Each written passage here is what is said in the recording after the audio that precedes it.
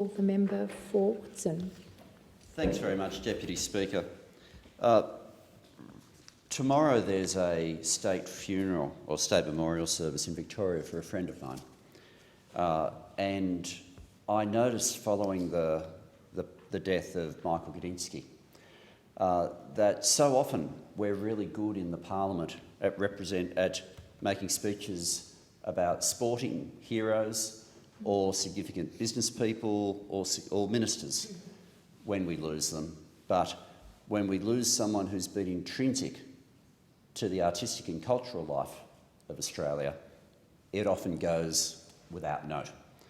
I may have missed something. I'm unaware, for example, of any official government statement going out following the death of Michael. And so what I'd like to do is there are three people who I do believe deserve to have speeches in this Parliament where I'm not aware of them having been given. And so let me go through those three. The first is the most recent, Michael Gudinski. Michael was born in Melbourne, born in Caulfield in 1952 of Russian immigrant parents.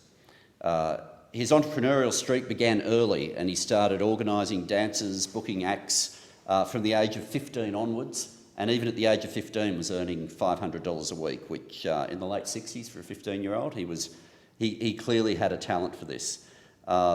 He said, the minute my father got home and I'd left school, I was thrown dead straight out of the house, and it certainly made me realise that I'd made a serious commitment and the journey began from there.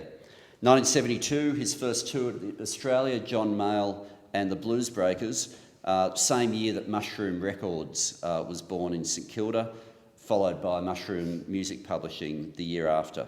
But by all accounts, in trying to establish an Australian music label, commercial success continued to be just out of reach.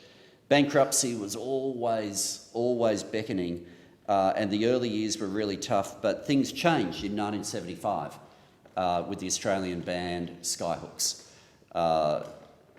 Michael was fond of telling young acts when they got started if something had gone bad, he'd tell them that Skyhooks had been booed off stage, and then he found them and got them back to number one.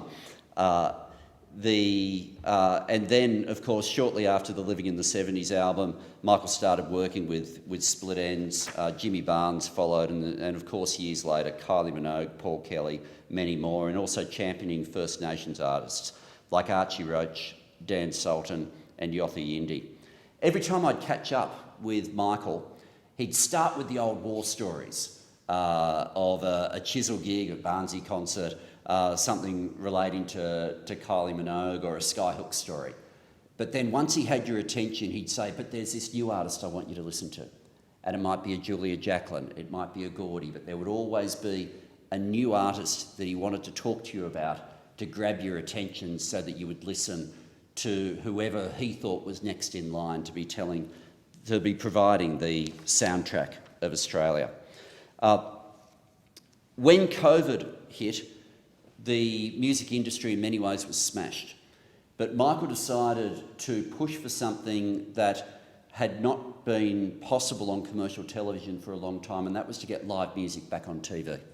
And so in the most difficult of environments, on Anzac Day last year, music from the home front was broadcast, and it was a commercial ratings hit. As a result, the ABC, which had run the set for a few years but hadn't recommitted to it, decided to, and they have since, but decided there was an audience to watch live music on TV again, and the sound came back. Those years that we thought the years of countdown would never be returned started to find their way back into their living rooms, and certainly as well as the sound, we now find the set back for another season. I have an endless array of friends who have had their careers in lockstep with the efforts of Michael Gudinski at different points. I wish I could be with them tomorrow because of Parliament I can't be, but I certainly wish all of them, including Michael's wife Sue, his son Matt, Matt's partner Cara, daughter Kate, husband Andrew, and their children Nina Rose and Lulu, every deepest sympathy.